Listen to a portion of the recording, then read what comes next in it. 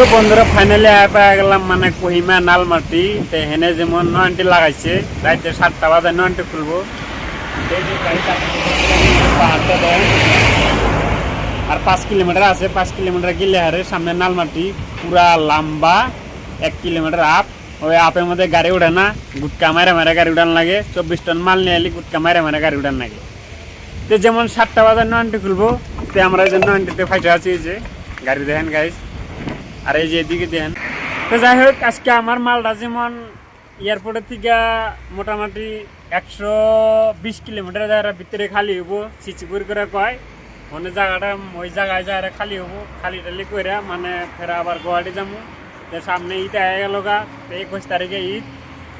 তে আর টিপ মারা আর মোনা টাইম নাই। তো যাই হোক ভিডিওটা যদি আপনাদের ভালো লাগে থাকে তো গাইস আপনারা শেয়ার করে দিয়েন। তো বন্ধুরা এত সুন্দর পাহাড়টা, এই ভিউজটা আমার এত ভালো লাগছে। তো যাই হোক এন থেকে যেমন কোহিমা 15 কিলোমিটার আছে, তো 15 কিলোমিটার গেলে হারে যেমন কোহিমা মেন টাউনটা পামু।